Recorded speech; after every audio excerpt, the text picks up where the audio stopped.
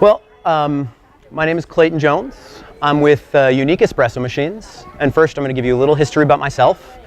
I started out in the industry. I moved out to Seattle to, start doing recording and be a musician. Found myself working as a barista for many hours, and over time fell in love with the industry. Learned to love coffee and love espresso machines. I have a technical background rebuilding cars and machines. My mother, brought back a machine from Florence when she went to college, so we had an espresso machine growing up. I grew up repairing that machine. So once I finished being a barista for a while and needed to move up in the industry, I started becoming a technician for the company I worked for, and learned more and more about espresso machines. So for years now, sorry, just startled me a little bit. I've now been repairing espresso machines for 15 years for various companies throughout the industry. I was a service technician in Seattle, and as we grew, more and more espresso manufacturers moved into the country. We discovered more and more ways of making espresso. The early days of espresso were primarily steam-driven. They went from, your brewed coffee, you had a pot, you poured some coffee in there, and then you poured some of your hot water over it, you poured it out, you had a coffee. Someone figured out, if I put this coffee finely ground and put it on a steam boiler and press the coffee through, you would get this frothy coffee, which was very white, very over extracted, but a very unique flavor. Nothing like the pots that they were making prior to that. The flavor profile, again, nothing like what we're doing today. Started manufacturing machines for instant coffee, more because the product was easier to deliver a hot product. When you're brewing coffee, it takes several minutes, you got to pour it, you got to rebrew it, and you ended up with a lower quality product. So they moved to these espresso extractions, which came out very quickly.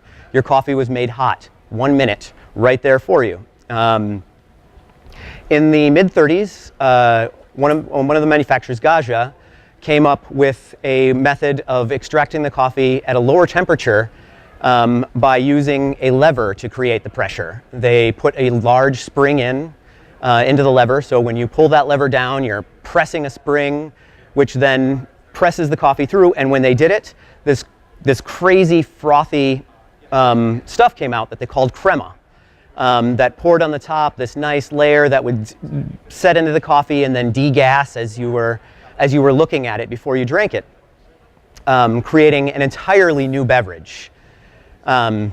This is more closely related to the espresso we came today. Sometime during the 40s, they figured out that lever was really hard. It was really hard to pull that down because you're fighting against 130 pounds of pressure. So several other companies started finding a way to do it other ways. They would pump in water, use 10 times the amount of water to compress a small amount of water. These were called hydraulic machines, which created something. It was very similar to like a cigarette lever, where you'd pull out this little lever that was easy to pull, and it would glide back in as the coffee would travel through, making it easier on the barista to operate and make the coffee consistently. At this time, electricity was really coming out into the world. Edison went to Paris, and DC converted the whole city, became the city of lights. They started having electricity in places where they could use electrical pumps, which didn't require you to waste any water. You were able to just boost that pump pressure up and then run it through the system. And when doing this, they all of a sudden had to create a whole nother boiler, because the steam boiler is only running at about 20 pounds of pressure, which was pushing up into that lever. It was able to, push the water up into the lever thing, and was able to siphon it up into the hydraulic machine. But when you were using a pump, it was out external of the machine. It was prior to the entire system. So they had to create a whole nother system in order to press that coffee through. So what they did in order to keep it heating, because there was still limitations on how they heating, a lot of them were using gas. Some people were switching to electric to heat their water at that point, but most people were still using gas and using electricity to run that motor to pump it up. So what they did is they created heat exchange machines, which ran that hot water through the center of the steam boiler, bringing it up to temperature by just transference of heat. That steam water would then heat the copper that the water was passing through, bringing it up to coffee brewing temperature. They had no idea at the time that coffee was very precise in the temperatures, because most of your coffees, the water in the steam boiler is 236 degrees, and then it hits atmosphere, it drops down to 212 degrees. So they're still brewing coffee at 212 degrees. Coming up into the 50s and 60s, some of the manufacturers started to realize that temperatures were changing as scale was building up, and they were getting a better product. So they started creating mixing systems within those exchangers in order to add cold water back in, because they're heating their water up to 236 degrees. In order to bring it back down to temperature, they would then add cold water to that really hot water and bring it down to a stable temperature that was consistently brewing something more in the 202 degree range, which, as we know today, most coffees are brewing between 198 and 203 degrees. So as that happened, and they discovered these temperatures, they started splitting the boilers apart. They're like, okay, so we have these two systems. Electricity became more available. The gas became cheaper. All of these things became easier to do. They created machines with two boilers, one for a low pressure system that was still allowing you to steam your milk and create your frothy milk. Still allowing you to clean your machine, which is oftentimes what the steam was actually for, was cleaning your machine. That was the original reason they put those levers on there, was so you could then clean the cups and clean the machine. They used it to warm the milk sometimes, and they created latte milk, which is warmed milk, which through just doing it created a little bit of foam. So they split the boilers apart, and they put a self-contained boiler that they could heat to a specific temperature. Oftentimes, this was controlled through a mercury switch, very, very unreliable. It would go vary in temperature, back and forth. You were shooting for getting your coffee between 200 and 205 degrees, which created a much better, much higher quality product. Now, we're moving on into the 70s. They were able to add in the 60s and 70s electronics to measure the amount of water, which was crazy, because before they were turning it on, opening it up, watching the shot, filling the cup up to the top of the level. They weren't really doing any metrics. Nothing was reproducible. It was different from person to person, from shot to shot. They were able to add electronic controls that actually controlled the amount of water that was coming through using that booster pump. So that you could dose out a 30 milliliter shot. And then with that, also during the 80s, the electronics just kept growing and kept growing. They found more stable ways to do thermostats, to control the temperature and bring them down. Keeping everything at a more and more stable temperature. Today, we have, in the last 10 years, we have added multi-boiler machines, where they're now heating a specific group to a specific temperature, so that when you run water out of one group, it doesn't change the temperature in the other group, which was the common problem with the two. When you were drawing water, the amount of water you're drawing changes the temperature, because the way it's heating, the cold water is going to go in, hot water's rising, it's going to send more hot water towards the top. If you're drawing out of one side and the hot water is all drawn out of there, you're going to end up getting cold water on another side. So we've moved into multi-boiler machines now, where your machine, the specific boilers, are heating waters to a specific temperature. And with this, we're able to dial in and keep that group within a 1 to 2 degree range, which has really gone crazy with people who are dialing in their coffees and making these just exquisite shots. that we didn't even used to get mostly in the 90s. We were still fighting with that in the 90s, where you would get, it seemed like really, really great coffee, but it was inconsistent. You still had, you would get a different coffee during the morning when they were really busy than you would get during the afternoon when they were really slow. So with the multi-boilers, we're able to get that even more consistent. We have now gone one step further, and we're starting to adjust the pressure.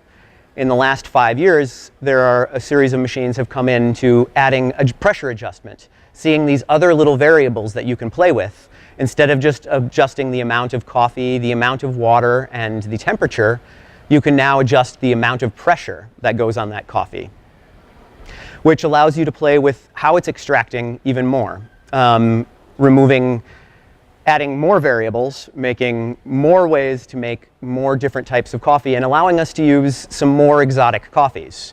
You used to have to make your roast in order to work with the machine, to add a range to it, to allow it to come out kind of the same within a range of variables. Now we're able to precisely work those variables down to make any coffee work in the machines.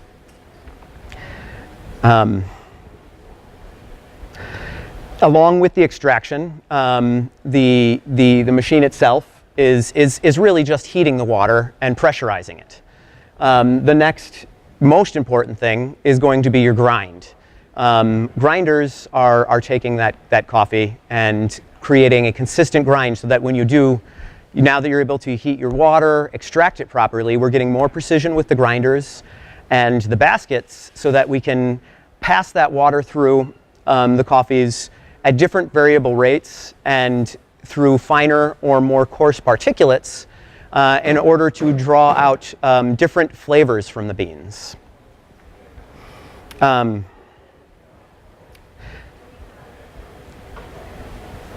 sure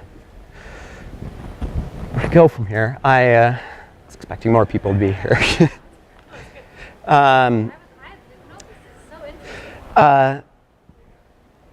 Just want to try to do you have any sort of questions as to what's going on with the coffee, and anything you want to know what's going on?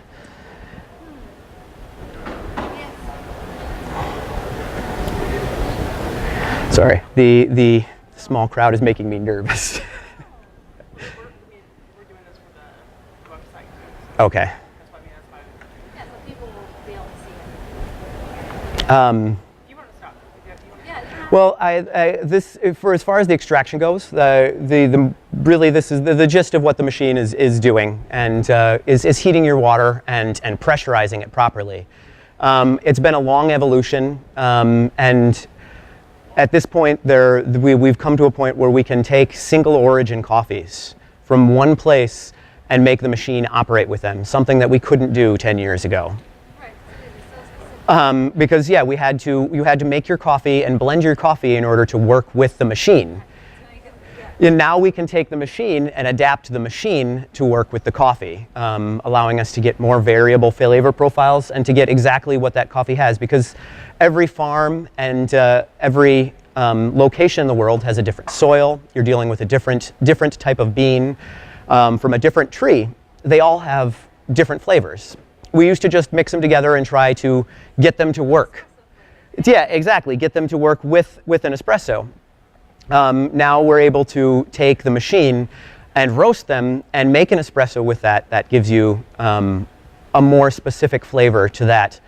And then allow you to change as time changes. Every time you get a different amount of rain, the soil leaching, depending upon how the sun is that year, the products do change. So we're able to take the machines and get them to change more readily than the older machines, which were just heating water and pressurizing it.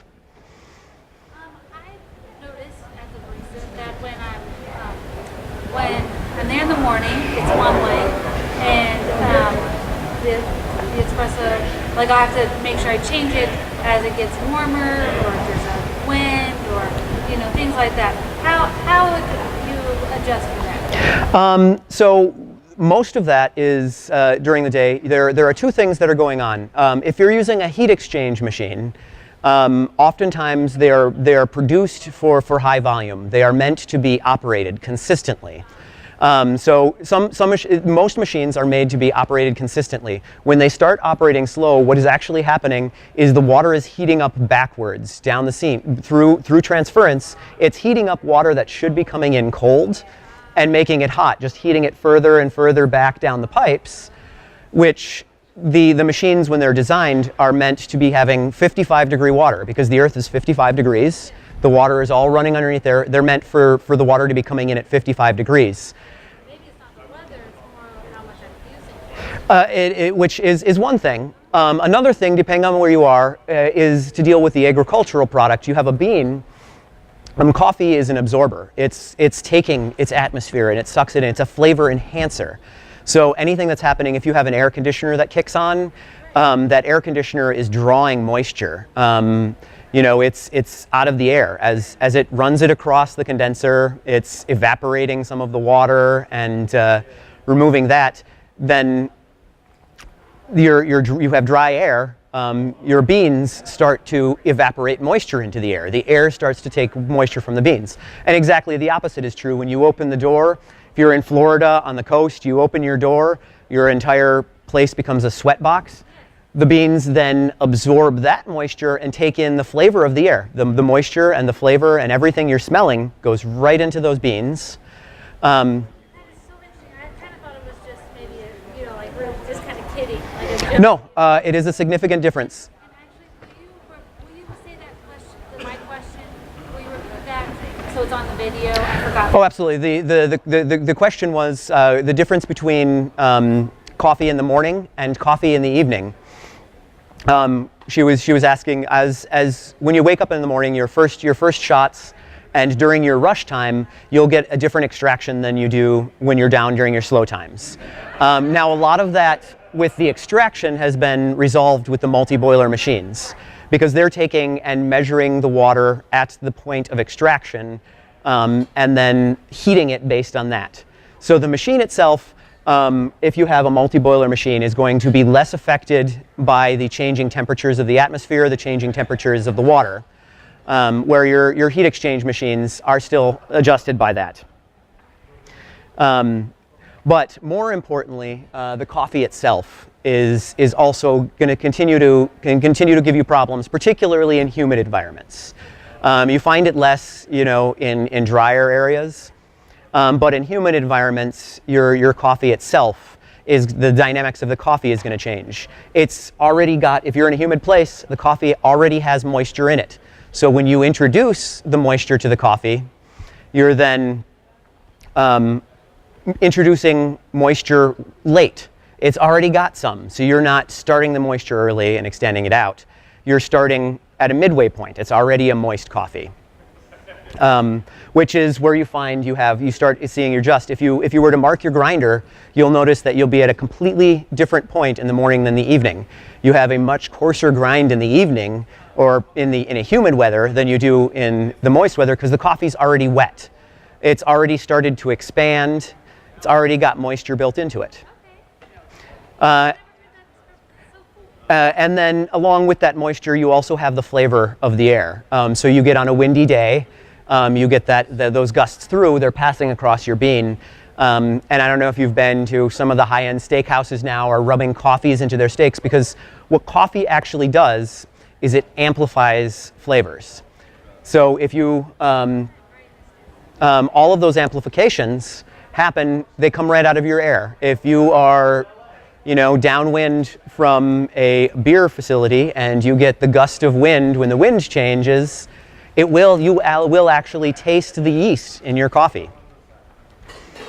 Along with your water, which I must say the 98% of water, or 98% of coffee is water. So the flavor of your water does come out as well. So what you put into the machine really affects what comes out.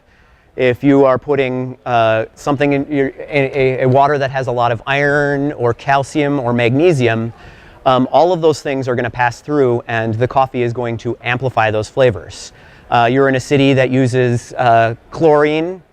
You will taste the chlorine if you don't put in any filtration on it.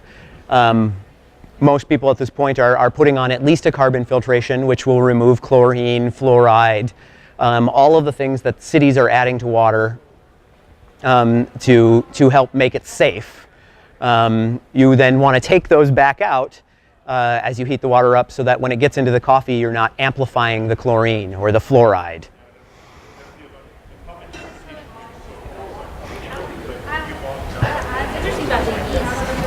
As a personal experience for me, that was one that actually came out very strong. I've been around, and I've noticed the little different flavors, but oftentimes you just attribute it to a flavor of the coffee. But I did notice at one coffee shop that I was working at that happened to be near a brewery that they would talk about it every once in a while tasting really funny. And as a technician, I go in and I taste it and it tastes fine, and it was never the right time. Apparently, I would go in, it tasted fine. I did eventually get to the shop one day when they were having the bad flavor. Well, the wind was blowing that direction, and I walked in the door, I could smell it, and I drank the coffee. And when you're picking out your flavors and finding your notes, I was actually tasting a yeast note in it. Which, why would there be yeast in coffee?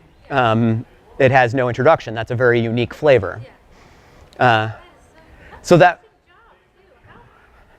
I am very fortunate for my job. I am very lucky, and this is a wonderful industry to work in. It's filled with wonderful people, and work. There is.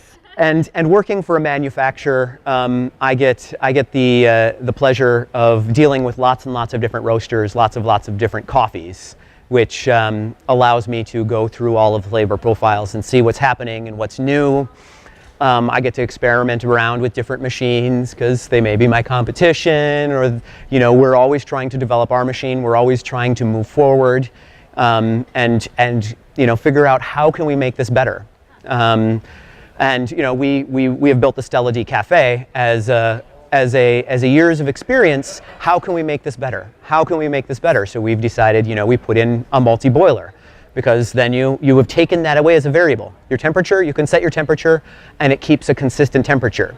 That's no longer a variable. If you want to change your temperature, you change your temperature, but it doesn't change on you ever.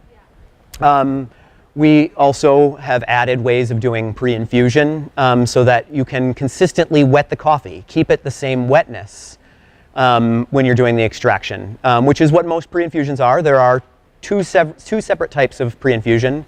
There is a mechanical pre-infusion where there is an open airspace that allows water to just drop on the coffee and just get it wet, which helps deal with some of that humidity where the machine is already being dialed in to wet the coffee before it starts the extraction. And then there are several other types of pre-infusion that are done electronically that give the coffee time to expand and bloom, because it wets, it fills up, it takes up more space, it gets bigger, you get more surface area. And the more surface area you have as that water passes through, the more coffee it's touching. So we're with our Stella, we have added an electronic pre-infusion that allows you to let it dwell, let it sit and expand before you start pressing the coffee through, so that you have more surface area of the actual grinds to work with. The more surface area the water is passing by, the better extraction you get. The more consistent. There are many ways of doing it. And that's the way we're doing it with the Stella. We now have added a lever system, which oftentimes the reason we added that is because of the single origins, where we're finding the single origins need to have a soft finish. The coffee in a single origin, they tend to be very, very astringent, very, very bright coffees. So with the lever systems, you can take at the end and you can allow what coffee is in there to just drain out by closing it and allow that last little bit to come out under a very low pressure. And you then get a little bit of coffee with some solids in it, and those solids tone down the astringency a little bit. As we grow and expand, we will find more things to make it more and more precise. But the little pieces of technology are expanding more and more with the machinery to make it work with more and more coffees. Rather than trying to make a coffee work with the machine, we're now making the machine to work with all of the coffees.